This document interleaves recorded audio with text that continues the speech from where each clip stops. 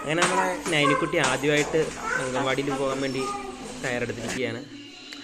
ആള് ഇന്ന് രാവിലെ വിളിച്ച് എണീക്കാൻ വേണ്ടിയൊക്കെ ഭയങ്കര പാടായിരുന്നു. എനിക്കിതൊന്നും ഇല്ലായിരുന്നു. എന്നാലും പിന്നെ ബാലവാടി പോകാം എന്നൊക്കെ ഉള്ളൊരു ഇത് ഇന്നലെ പറഞ്ഞിട്ടുണ്ടായിരുന്നു. അതുകൊണ്ട് എണീറ്റ് പെട്ടെന്ന് കുളിയൊക്കെ കഴിഞ്ഞ ആൾ റെഡിയായി ബാഗൊക്കെ ഇട്ട് ഇറങ്ങി. ആദ്യമായിട്ട് ബാലവാടി പോകുന്നതിൻ്റെ ഒരു ഭയങ്കര എക്സൈറ്റ്മെൻ്റ് ഉണ്ട്. അച്ചച്ചേട്ട കൈയും പിടിച്ച് അങ്ങനെ നൈനുക്കുട്ടി അംഗൻവാടിയിലേക്ക് പോവുകയാണ്. അച്ചച്ചയും അഞ്ചുമ്മയും കൊച്ചയും എല്ലാവരും ഉണ്ട് നൈനുക്കുട്ടീനെ ആദ്യമായിട്ട് ബാലവാടിയിലേക്ക് കൊണ്ടുപോകുമ്പോൾ.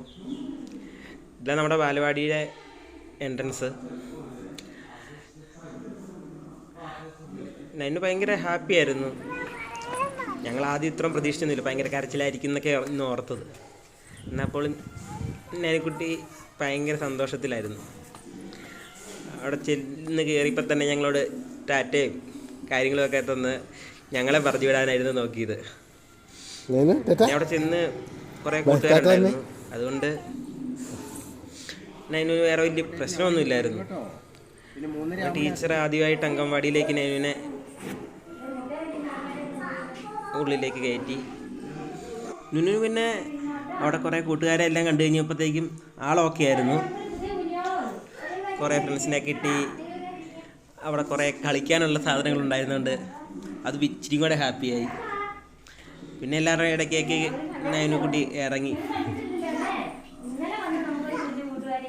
ആൾ ഭയങ്കര ചില്ലായിട്ട് ഇങ്ങനെ ഇരിക്കുന്നു.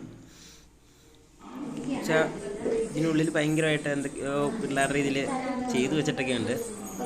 ആൾ ഫുള്ള് ചുറ്റിക്കറങ്ങി കണ്ടിട്ട് ടാറ്റ ഞങ്ങളെ തന്ന്